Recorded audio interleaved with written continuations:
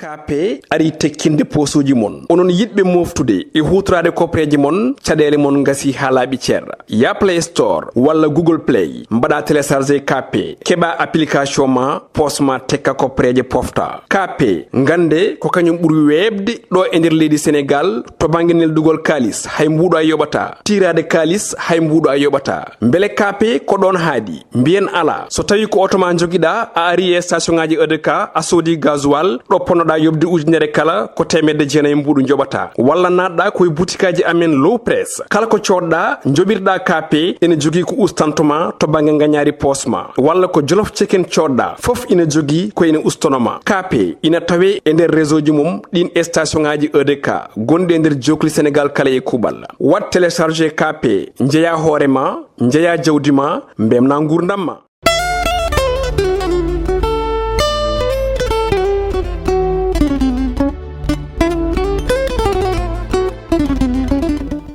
bandiraɓe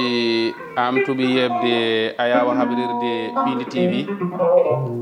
caggal yettude geno gonɗo jondo en juule rasulu sallllahu alayhi wa sallam noon kadi en calmini khalifaɓe diini en calmini khalifaɓe aada ko noon calminirɗen ɓen ɓe ganduɗa ko ardiɓe ene galle he tuggude baba Abou Habsatou Coumba Hamme ha yetti Daoudou Gueddade Maymouna Tafsir Daoudou Mariata Samba Gaye Siri tanum arɗo guerlel kono ko Pindi TV e Pindi FM haralle min waɗoɓe feere kadi jeeɗen Abou Ba e Djibi Dieng en jettiɓe ha no feewi tonggode men temedere e capanɗe nayyi e nayyi arti taw koye mbaadi kuptodindi ina jaɓɓi gorko mo ganduɗa biyeteɗo Moussa Sy so tawi en jii koye waɗata ko eɗen paami golle makko kono wonko suuɗe makko ko ganduɗa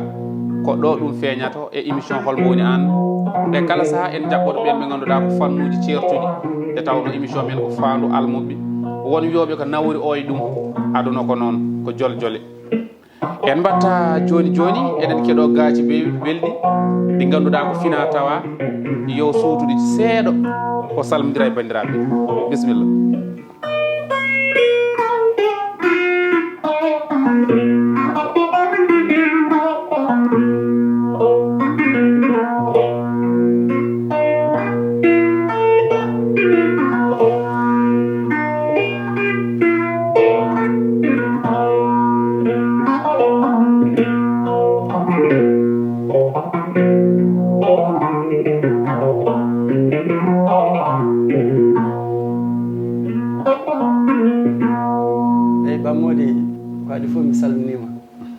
salmini denndangal banndiraaɓe yeɓɓoɓe ayaw habride nde ko adi fof kadi mboɗo yetta Allah mboɗo yettuma e sababu vraiment addudemi ɗo e émission mi salmini denndangal banndiraaɓe ɗum noon joni joni haade men woɗɗoyde en jahat toon to rési to jeerɗo Adama Diop artan en e dartol gurdam malla mbiyen biographie Moussa Sy.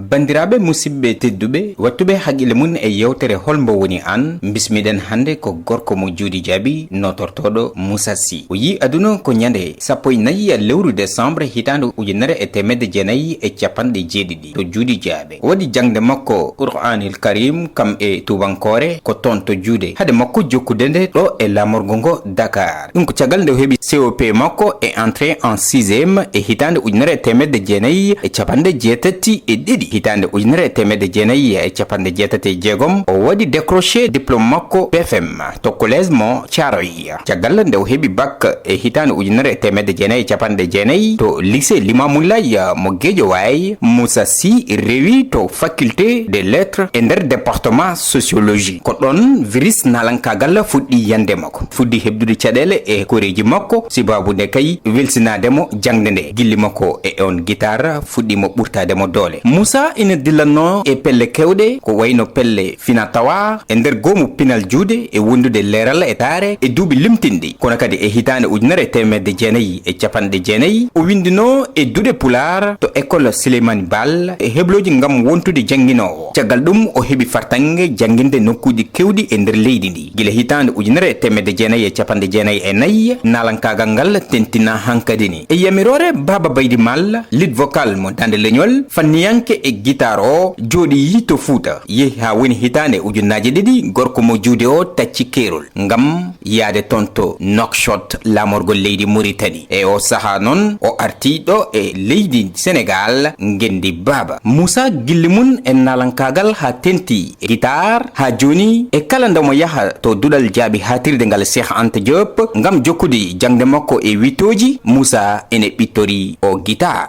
ɗum noon Seydi Sy caggal nde kettiɗen rewa rewi maɗa ndewɗa ɗo holko mbawɗa min hen waɗande ko tubako wiyata ko commentaire no Adama Diop wiri ni eyyi effectivement no wini puɗɗimi d'abord puɗɗorimi ko jangde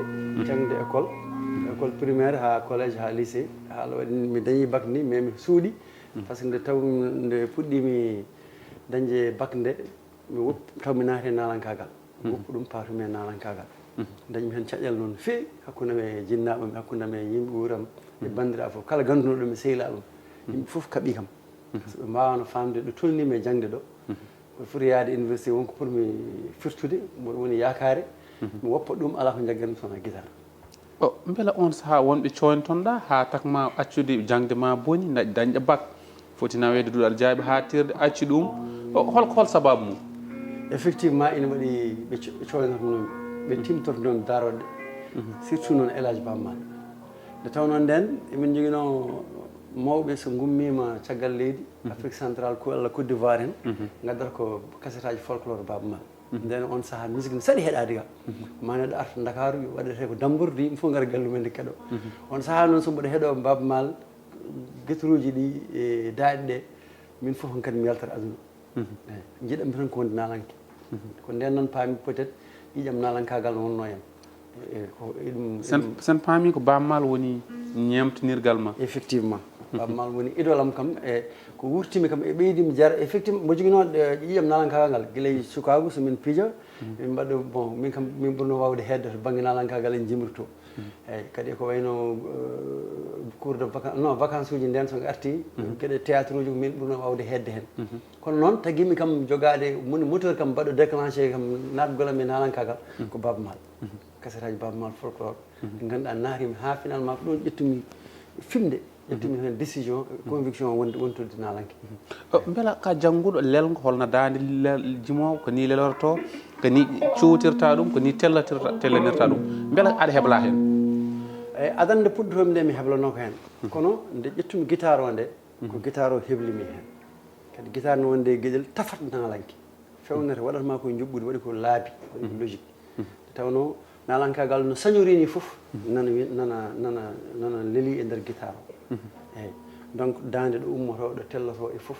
eyyi ko wiyete harmonie mélodie rythme foof nan nder hen donc oɗo saaha kam ko hayso mi janggani ɗum e école mi jangui ɗum e pratique musical guitare o eyyi nottuji gonɗi hen ɗi kañumen kollatma laabi ɗi guitare holmo jangguinma ɗum eyyi min guitare am nde puɗɗotomi ɗum nde mboɗo wawi wiide ceernam won ko debbo ndeysan jeeyi sababu ha mboɗo yiya joom ceerno debbo eyyi kono en calmini ni diɗɗal baba ma saabu en gandi no woni nde woni sababu ko ceerno debbo par ce que nde jiɗmi nalankagal ngal ala fof ɗum rewani mais dokkumi dañde joom guitare walla badduɗum e bawɗo guitare pour jangguinami debbo goto noon yo Allah yurmomo ne wiye Acca Sar cubalel naji sankima kañum presque mbiyanmi woni ceernam kanko waddimi e gadiɗo rokkudemi cours guitare ene wiye Demba Diatch onne kadi sankima yo Allah yurmomo yaafo Madina Diatch ɓenajo eyyi o rokkimi morceau goto morceau Baba Mal ne wiye minuit on ɓurnomi yidde morceau ji aɗa wawi jouande min minuit joni eyyi allez-y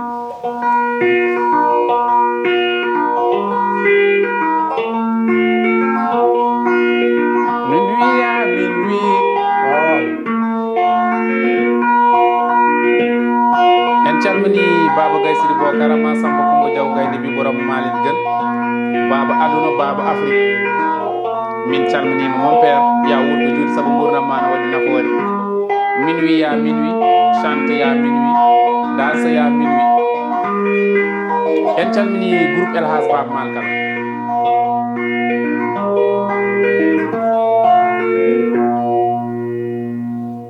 est ce que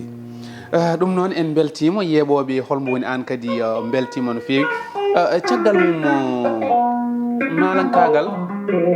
ko guitare o tan mbatta ɗum jowtorɗa joni walla aɗa yaha aɗa nodde e jonle aɗa yima?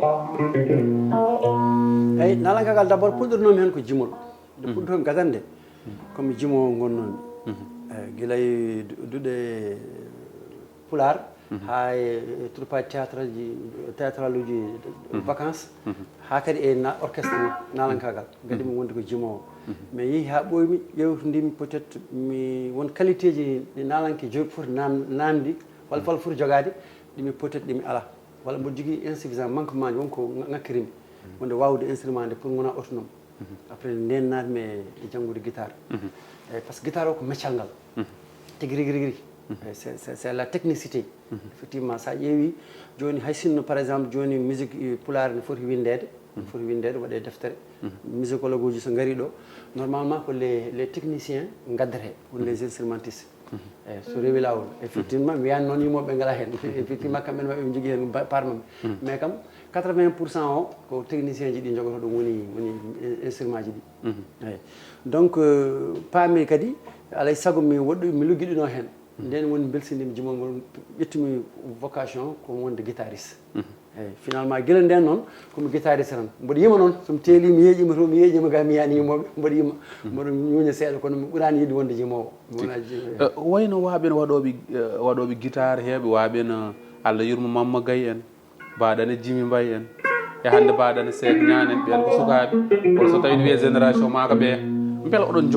jokkodirno wonde wuurɓe ɓe aɗa jokkodiri e mabɓe ɓeytoni mbala wonko jokkodiral wonno hakkude ma e mabɓe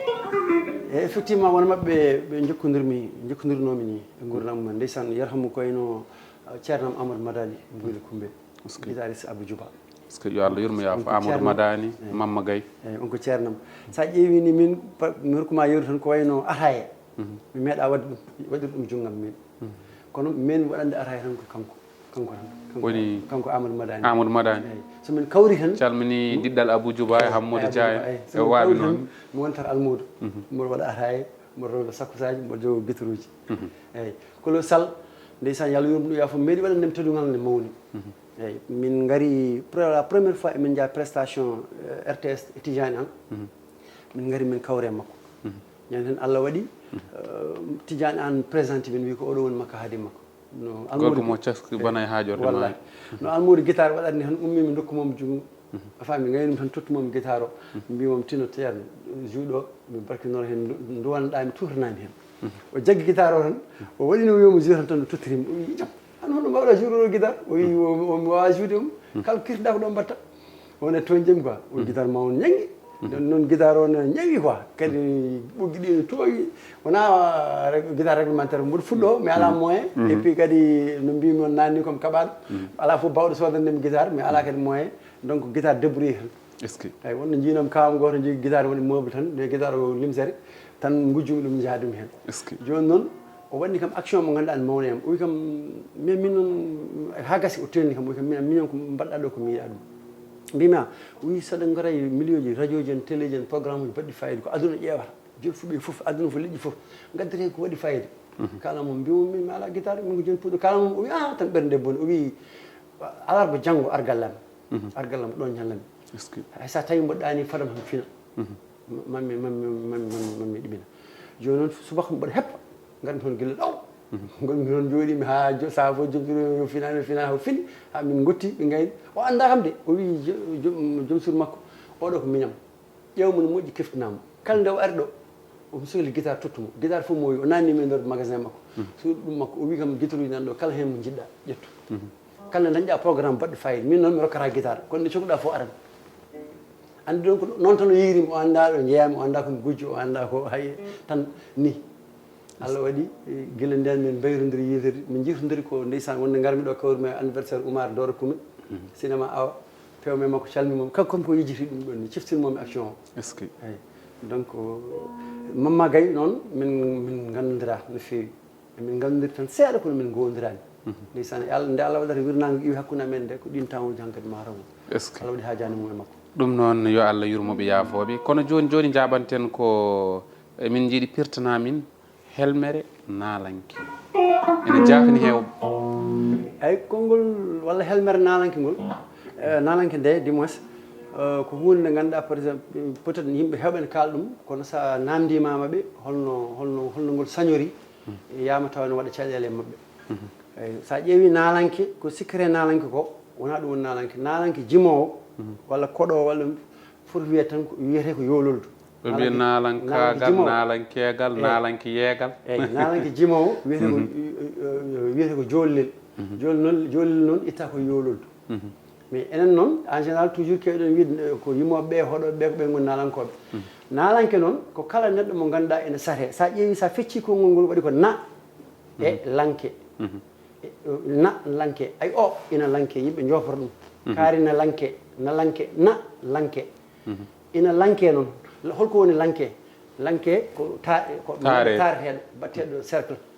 eyyi lanku e nder e pulaar firti ko cercle ay kaari na lanke oɗo yimɓe tarto ɗum ina jeeɓa ɗum ko neɗɗo jottoɗo e dingal neɗɗo gonnoɗo e sen cercle ɗum woni na lanke joni noon yii ha ɓooyi ɗum ko logique linguistique par ce que ay ɗon kadi mboɗo weddo ɗon erango faade e gendiyankoɓe ɓe surtout yaaruɓe banggue celluko ɓe yoɓe gandu ɗemgal mo ngal ina manki fobre e ɗaɗi so tawi so tawi ɗemgal fof bawgal wonde e aduna he so tawi ko ngal lekki fobre nde e ɗaɗi ɗi a faami de ko linguistique ko yimɓe cikkata ni ina foori e ɗum ko wona haydara grand mère ko care mi yiyan noon par rapport e linguistique sa ƴeewi enen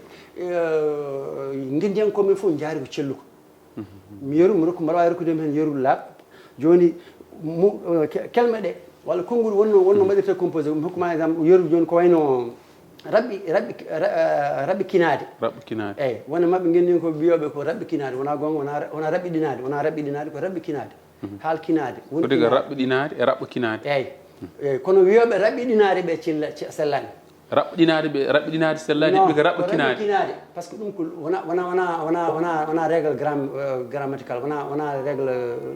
wona dosgal celluko a faami ko logique linguistique selli ko raɓɓiɗinade eyyi helli ko raɓɓi kinade wona raɓɓiɗinade selli eyyi par ce que il faut ɓe ganda ɗo konnguɗi wonɗo ceekere wonɗo c'est à dire wonno fusirte wara ko nattina hen a faami de eyyi kinade o ɗum ko logique linguistique eyyi donc eɗen jogui noon mawɗo men de passage mbaɗano docteur Farsillat mbaɗano Dona Sampate eyyi min mboɗi Sile Gorbal Sy eyyi mais kanko particulièrement ko linguiste ko jogui ko e bagage o yo addo ɓeyde e pulaar o par ce que sa ƴeewi pulaar o yaari tan ko banggue celluko te celluko ɓolo woni grand mère ɓolo wawa jogade ɗemgal ko linguistique o hoore mum janggete par ce que won logique aji gonɗi e nder linguistique ko ɗin tagata ɗemgal mi hokkuma exemple wadde évoluer waylade yaade e jamanu ko ɗum tagata ɗemgal kadi mayde ayi ɗo joni eɗen gone phénomène goto joni konnguɗi men ancien ji ɗi foof so tawi a ruttima hande génération o ɓe gandani tagui ɗum ɗi natti hutorede ɗum woni koye mayde a faami comme joni sa wi ɗo sukaɓe hande ɓe holko woni dayri ɓe ganda wona eyyi dayri de sa non wonɓe Dakar kam hayden gandu ɗum min wuura min mi joguima dayri mboɗo yaha e élevage ɗum ɗon wiyete te ko dayri ndi woni ko itta ɗon ko à 0 métre de chez nous kono noon ɓe ganda eyyi eko wayi noon kelme ɓoyɗe donc ɗum ɗon e kelme kese no nattinirte e nder ɗemgal e gaddinaji kisi ay mi rokkuma exemple joni waɗoɓe théâtre ɓe wona mabɓe joni so tawi joni ene kaala nder théâtre o ɓe kalata ko wolof il s'exprime en beelo enen kadi sa wi théâtre enen est ce que wona mogo jeyɗen eyyi bon ɗon kam ala probléme ala nuural effectivement sa min tan wiiri théâtre mais pulaar wiyata ko mogo mais hay mogo o bon enen théâtre ni en jeeya ɗum d' origine théâtre wona enen gaddi ɗum théâtre ko tubakoɓe gaddi ɗum ko ɓooyi ɗum ko gila 12e 13e siècle n'est ce pas eyyi joni noon gon koye famille ndema tan hen saji aɗa yiya waɗoɓe men théâtre ɓe walla woni nalankoɓe ina kaala pulaar taw ɓe kaalata koye nder wolof walla neɗɗo ne haala pulaar ay ɗemgal mayrata ko noon mi hokkuma exemple joni neɗɗo surtout way kono saaha joni eɗen mbiya enen ñallaten ko haalde tubankore mi ala page mi ala connexion réseau welani aɗa haala tubankore aɗa sikka kalta taw ñalata gueɗe subaka hayɗa tubankore kalta saaha mbaɗa wolofere wolofinka seeɗa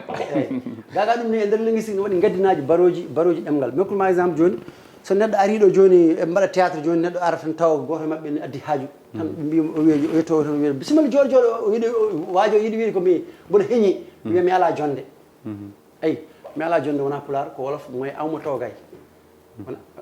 a faami ko guiɗi saaha ko haali ko pulaar mais ko nder wolof ko gaddin wolof o addi ɗum way kono ay ɗum waɗat ɗemgal ko dilli fof ko dillini ɗum ko dillini ɗum ɗum doole woni mbiyata luyengu eyyi moko oppal dal moko oppu doole ay joni o wiyama jooɗo o yiiɗi wiide komi keñi ɗum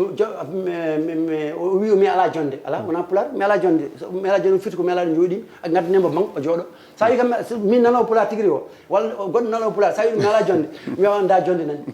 donc firti mi ala jonde firtani mboɗo heeñi wiyata ko jonde alana kam jonde alana kam sillema ala jonde jiida ay donc yimɓe nde aɗa haala konngol pular cika fo pular kalɗa taw ko wolof taw tete exprimé dans le wolof a faami sa wi mi ala jonde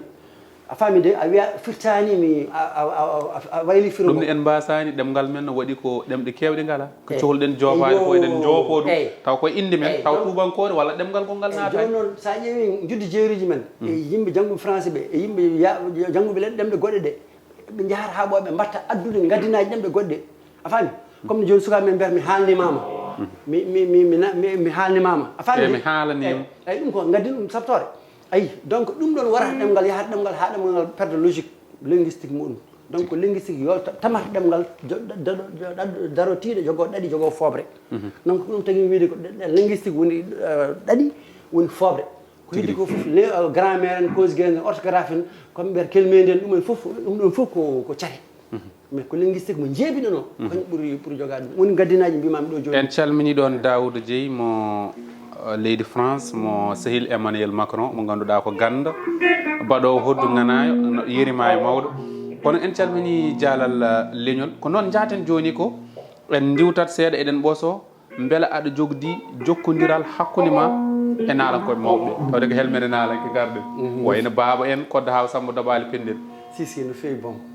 d' ailleurs fuɗɗorade mawɗo men yakar leñol jaalal leñol on Baba Mal effectivement emin jokkodiri bon mi wattino ni watti jonde mo ni no mbirta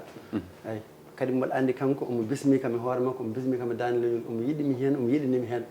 eyyi mboɗo jogui hen gueɗal no fewi alhamdulillah hande eyyi par ce que saaha foof emin mbadda programme uji heddi noon ko temps uji ɗi tan et tout ça et situation ji des fois mais banggue mo jaarumi o banggue musique traditionnelle folklore et acoustique toujours omo waɗami hen invité Abou Djouba kadi la même chose koddo haw Samba Dabali eyyi on noon kam ni ɓuurmi wowde ɓuurmi suusde on kam ɓe mbayi tan kono gueƴiraɓe ni baba noon nden noon kañum aɗa faama kañum ko kañum woni mawɗo o somin gari tan mi gara mi turimi hakkude ceerno Almoudou hakkude ceerno Almoudou mais Abou kam machallah mboɗo suusi ɗum mboɗo yaa galle mum min jewrida ala probléme kadi mboɗo jonde ɗum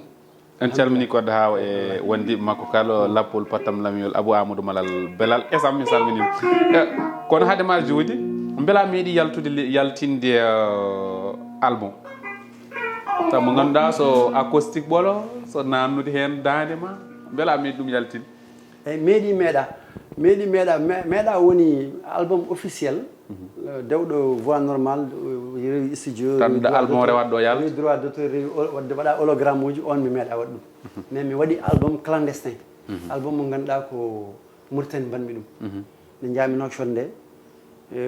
Allah waɗi jokkodirmi toon e tubakoɓe ɓe ballimi ɓe jii ko mbaɗanmi ko peut être kamɓe ɓe woodi waɗi ɓe intéressé ɓe mbi eɓe jiiɗi ko mbaɗanmi ko ɓe mbi min kam jiɗmi tan ko wallede min waɗa un album mo ganduɗa mboɗo wawi dañce hen financement on saaha mbo yiɗi wadde projet jardin faami finalement ɓe jokkodiri yam kamɓe communauté espagnol gonnoɗo Nouakchott o koɓe 128 et quelques personnes kamɓe fof ɓe nandiri ɓe kaldi en Nouakchott ɓe mbaɗinim financé un album centre culturel français gon toon joni wonti institut français studio goto non toon Thomas kañum hoɗo mbanmi ɗum toon gasnimi kamɓe koye mabɓe bon waɗaka photo ji hen ɗum en ɓe cotti album o e nder koye mabɓe dañmi hen un financement de 3 500 francs CFA gadmi puɗɗorimi jardin on album kam o waɗi bon kono o ɓuuri yaaru tan ko banggue sehlabam communauté espagnol e on tan mbanmi mo ganduɗa témoin mboɗo jogui ɗum ɗo kam comme témoin eyyi tigui rigui joni a natnat min so ceɗɗo gandama joobo walla holko koɗanta min haade men arde naalakaga eyyi koɗantumi on ɗo ko ɓiɗɗo moƴƴo jaam hiiri ɓeske kono ɓiɓɓe moƴƴo joom hiirema en calmini kaaliɗo Amadou Hammerou Ba ɓi joom wuuro toon to tariji tan ɓo yanammaji Oumar Alhaji Ousmane mi weelo lekki mi salminiɓe Bolo Sow Labba Ngana labbo jontaɗo mbarodi leñol mi salminima Ousmane Amadou Saydou Babi Sow mi salmini on ceerno Abou Ba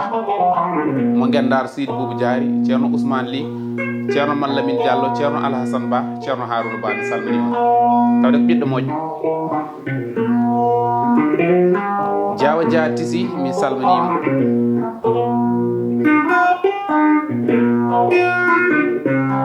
Mamadou An mo Jawar mi salminima ɓi ceerno An Keccel mi salminima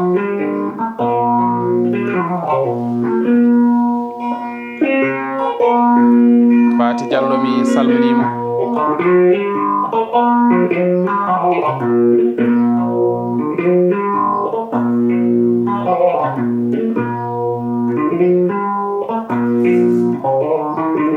Cheikh Oumar Ba mi salminima tokoto Cheikh Oumarul Foutiyou Tall Ramata Ba yummum Funeɓe mi salminima Yasine e Aissatou mi salmini on Kadiata Mamadou Ba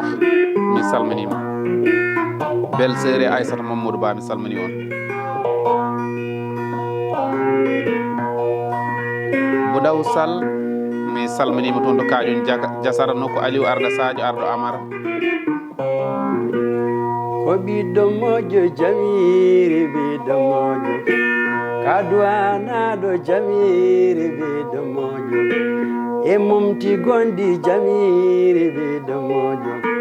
ko jakoraɗo jamiri ɓiɗɗo moƴƴo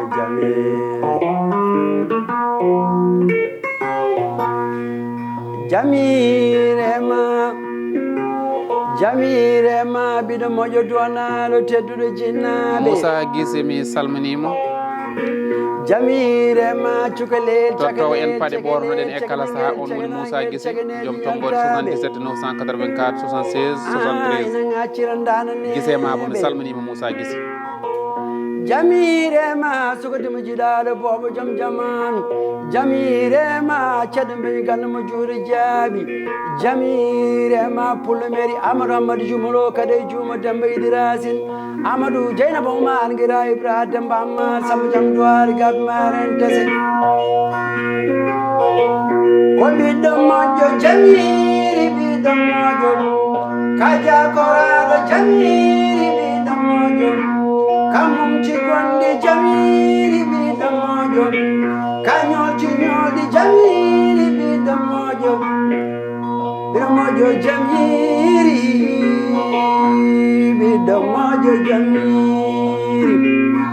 Amadou Hammadou Jumalo kadi Juma Demba Idi Racine bandu kadi Hammadou Jumalo mbara hire jam kala ɗo gonɗa yahuna jam haymo yima kaynen daliri jam min ñaguima laylallahu taala yo gurnamma juut sabburnamma waɗi naforelle yongol ceerno ɓen gano Samba Tako Mariam Molo gorko juuri jaabi Sara Babaɓe juɗo worko juuɗe hakkude maaje pullodino Marial Sayboɓe mbara hire jam ɓiɗo moƴƴo jam hiiri ɓiɗɗo moƴƴo joom hiiri kono hay tigui rigui weeli ha sarade ɗum kono jaɓanten joni ko hakkude ma e guindiyankoɓe eyyi hakkude am e guindiyankoɓe ene woɗɗi ene lugguiɗi nde tawno min nde puɗɗimi janggude dañmi ɗo entrée en 6e Allah waɗi garmi ɗo 1982 gannodirmi mawɗo galle moon o Abou Hafsat Coumba Hamme no Guy Kare Guy Karte eyyi omo waɗi ɗo gomuno wiye lelowal pinal min puɗɗi hen ene wawi ndeysan yo Allah wirmo waji goto ne wiye Aliou Ba hoore fonnajo kañum wonno metteur en scène men Thily Boumi Ndiaye eyyi CDEPS Guédiawaye eyyi min mbaɗi toon siége ha ɓoyi o waɗi siége makko kanko Abou Diop Marine Gounass minen makko e Hamme Liyen e guiƴam goto ne wiye Ablaye Mboy Juuɗnaji joni nan Gabon walla Congo e woɗɓe hewɓe ndeysan woni hen sankiɓe ga a faami e goɗɗo ne wiye oɗo Keɓe Mamadou Keɓe fami guynajo e yimɓe keewi quoi minen foof min mbaɗi goomu pinal lewlewal eyyi koye e on saaha min mbaɗi hebloji jangguinoɓe e jangguinteɓe banggue ɗemgal Pulaar banggue ɗemgal Pulaar min waɗi heblo 1983 84 85 86 pour wonde jangguinowo ɗo e école Souleymane Bal jangguinowo Pulaar avec Yero Dore en noon kadi Mamadou An en ndeysan ya moɗo Mama Sokour Dia eyyi min goni ɗon Abou Diop en on saaha première formation am formé min ko Abou Diop noon kadi e Salif Samba Sall e goɗɗo ne wiyeya Bolol Niang eyyi bon on saaha mi formama ni kono chaque année ndenno affaire ne weeli promotion garɗo fof kadi mi nattata hen tan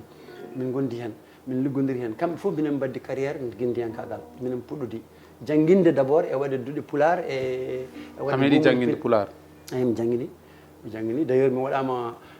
orienté Mbacké ni gonmi toon hirande mi yeehi kadi Sodefitex mo Tambacounda mais mi jangguini aussi pular ɗo e Dakar pengal Amadou Malick Gueye ko min e Ibrahima Gueye Dungel minen mbaɗi ɗum créé minen cosi ɗum eyyi e Salif Samba Sall minen cosi ɗum pengal Amadou Malick Gueye jiiɗa e peŋde goɗɗe ɗe jangguini ɗum saaha fof volontaire kono caggal mum kadi mbattanoyimi ko Fouta eyyi mais noon ɗum fof noon nde virus nalankagal ngal ari moɗi ɗum ha laaɓi a woppi jangguinde eyyi tan kadi dartimi banggue guendiyankagal jangguinde de keedi men guendiyankagal nalankagal pinal eyyi gonde guendiyankagal no est ce que musani ha ɓurti koko fakir ni no musiri ni no ɓurti adori musde tawni ko banggue famde e famanede e famminde nde downiɗa ko dongal leñol downiɗa ko combat kiram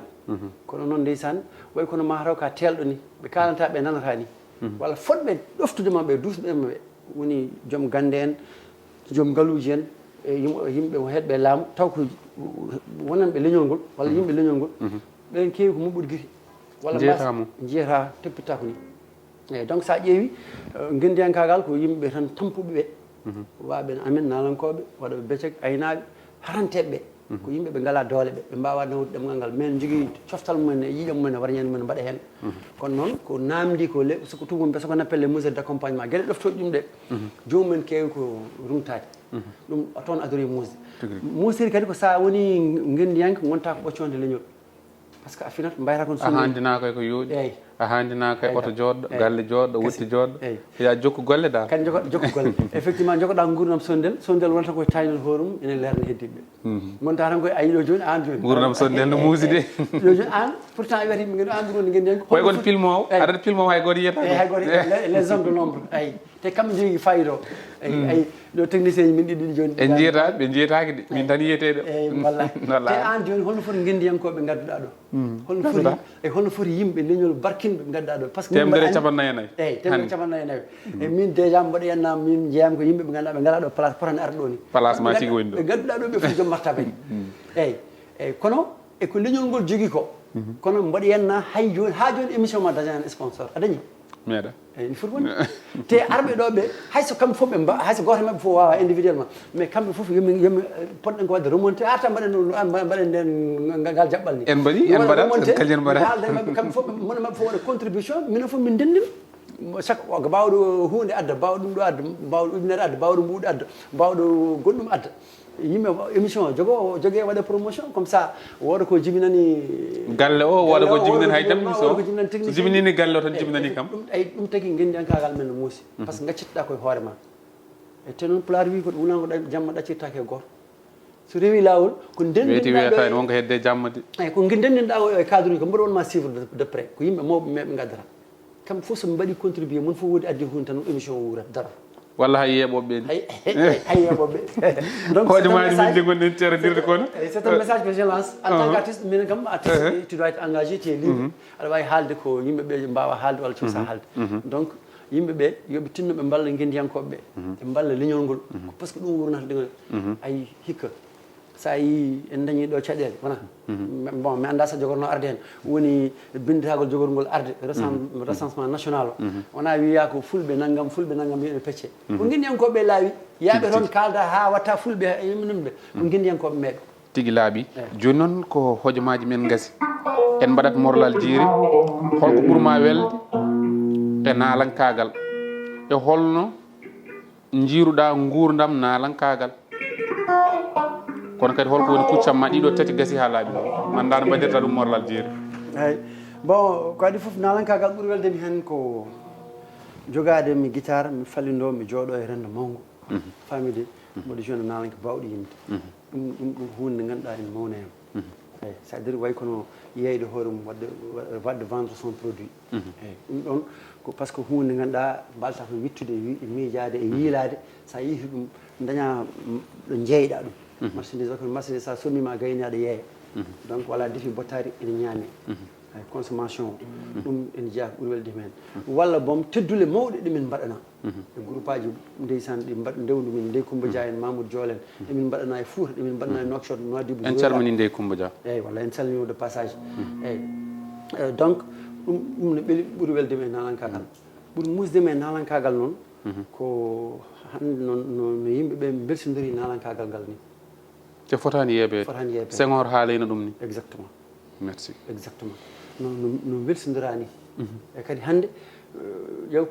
ce qu'on appelle la contradiction paradoxale c'est à dire hande nalankagal kala ko fewnu nalankagal hande ari minen nde min puɗɗotonde haydara ala radio ala télé ala a faami clé ala carte mémoire ala oto ala sono ala hay hunde ala te on se débrouillé emin dañanno hen hunde hande andi aɗa yiya neɗɗo programme kimci moƴƴi ngala neɗɗo ara programme donc dañi 50 ko waɗi passe ma yumum rokka ɗum hande foof no woodi ñantule jooɗde comɗi jooɗi foti hande nalankagal ɓuuri tampude tigui holno jiruɗa gurdam nalankoɓe eyyi gurdam nalankoɓe ɗam jirum gam ko ɗam muusi kadi nalankoɓe ɓen jurmini ɓen donki famde gueɗel ko yimɓe mbiyatmi ɓe kamɓe goni rentinoɓe ɓe ndentata wajotoɓe ɓe mbajata koye mumen wajateɓe wajotoɓe ɓe mbajata wajotoɓe ɓe mbajataki mbajata koye no hulɓinide ɓe mbajata koye mumen par ce que nalanko ɓuuri tidde hoore aduna no mbayi jogade konguɗi message uji ɓe tindini mbayini kamɓe goni wajotoɓe ɓe mbajataki eyyi est ce que par ce que public o à chaque fois ɗiya hen nalanko jogui talent yimɓe ene jiiya ganda défaut mum ene kalanamo yo waylu ɗum kono ronkata a gasni haala ka eyyi donc sinno ko sagam dental nalankoɓe meccal ko kañum wurna joom meccal ngal c'est à dire ko nalankagal wuura nalanko wuura hen ko mécanique wuura mécanicien o wuura hen ko menuiserie wuura menuisier wuura hen neɗɗo goto wawa wurnode nalankagal la preuve Baba Maal hande mo ɓamti Aboudji Ba ɓamti kono tagani nalankagal halpulaar mo ɓamtade donc ko dental la communion dental ngal ɓe cali wadde ngal ko ɗum nawata yimɓe kono mon foof tafi ko hino mum banggue a faami de ene yaha mon fof yaha won tan koye felmade banggue mum don noon ene yahani huccido gani ɗum tagata yimɓe yimɓe moƴƴanno ko ɓe denta ɓe gadda ideji ɓe gadda des projets ɗi ganduɗa en taga wawde nalankagal ngal wurta minen fof min guura hen mais tant que leneccal ngal wurtani hay goto wawa wurde hen donc noon jiirumi kuccamma gasi haala kuccamma eyyi kuccamam ko mboɗo yiiɗi vraiment wadde en carrière international eyyi ɗum ɗon noon mboɗo sa waram tottira hen numéro ma jiɗɗo jokkodirde ma foof eyyi 77 655 75 17 Moussa Sy donc kucca mam ko mboɗo jogui mboɗo waɗi album d' abord album mo ganduɗa on waɗi foof on waɗi instrumental on waɗi jimɗi on waɗi cosaan gueɗe men foof surtout min spécialisation ko la recherche du patrimoine en voie de disparition woni ngamele jimri a faami dey kotki instrument ji gonɗi e majjuɗi ɗi ko en moole en ñañori en tout ça ko ɗum ko koɗatno ko e fannuji ɗi ɗum jinmi artirde e guitare moderne a faami mi waɗa ɗum transposé e nder musique moderne par ce que spécialité am ko musique traditionnelle et acoustique kono noon mboɗo joué musique moderne donc jinmi ko waɗa ɗum transposé comme joni tano eggina ɗum mbatta joué ɗum e zouk walla mbatta joué ɗum e reggae walla mbatta joué ɗum e rap donc ɗum ɗo ene wawi wonde c'est possible mais en jettaki ɗon taw donc wadde vraiment propulser la musique traditionnelle peul dans tout le monde a waynoto hay haamom hojomaji men tan gasini weeli noon gasi a waynoto joni eyyi mi wayno mi ko adi fof mboɗo yetta Allah mboɗo yettuma mboɗo yetta sababu mboɗo yetta Pinde TV e onon technicien jew dendagal guila mawɗo galle tan ha sukaɓe onon fof mi salmini on mboɗo jogui kadi jaatigam Abdoulaye Thiam e galle mum ndeysan hay canki min ustora mawɗo amen goto mi yi ko sankino wiye Cheikh Thiam mbo dono galle o fof yo Allah yurmo ya fom eyyi musidɗam mo ganduɗa kañum woni docteur am kañum safratami woni e fannuɗi ɗi fof Iya Thiam ne garan ɗo de kanko tan goto kalami wonde mboɗo ara mbimi o ƴewanam émission o jinmi noon ko critique kala ko fewani hen o haalnami mbo teddiniramo ɗum e wonde Isma Dia Diaw Dia Tissi ɗum Diaw Dia Tissi kañum heewi ñantude en ɓornuɗo en no ñanta fulɓe Diaw Dia Tissi exactement min calminima kadi korosma Tali Diallo yo yimɓeɓe fulɓeɓe yo jingganmo cooda e makko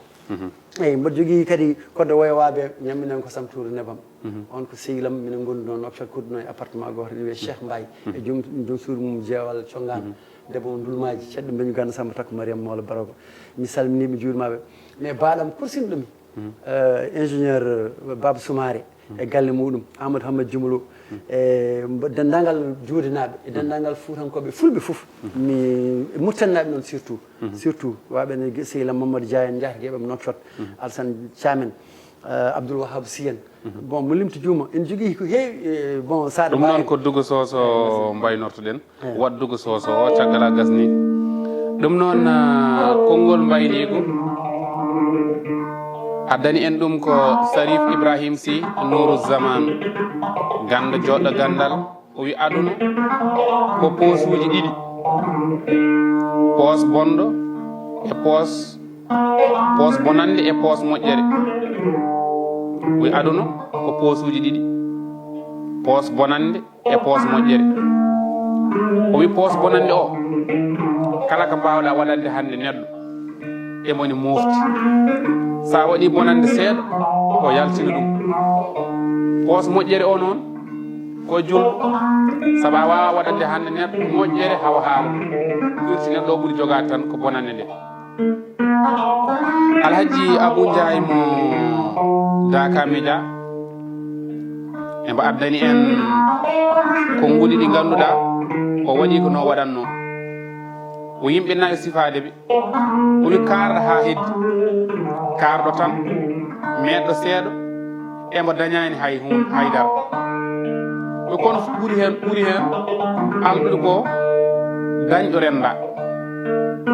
karɗo tan karɗo ha heddi meɗɗo seeɗa emo dañani haydara ɓuuri hen ko dañɗo renda o wi gueɗe nayyi kewɗo ƴame kewɗo ceerle kewɗo cuutali kewɗo kiram toɓe payɗo fewani kewɗo ƴame kewɗo ceerle kewɗo cuutali kewɗo kiram o wi ɓeɗo nayɗo pewɗo o fewani kono en ƴetti Moussa Guissy tottowo en paaɗe ɓornoɗen joom tonggode 77 984 76 73 Maba Suudu Paati ɓorni en oɗo wutti ko Sané fashion kala wutte mo ɓori en ko ɓuuri ko hewde kanko ɓornata en kankone tonggode makko ko 77 489 92 58 tonggode temedere e capannayyi e nayyi tawa ko Abou Ba e Djibi Dieng kala ko yooɗi jeeɗen Moussa kamɓe gollata ɗum wallahi go Allah jarama ɓe jarama ko ɗo mbaynortoɗen ha saaha goɗɗo hawrude weleede gueno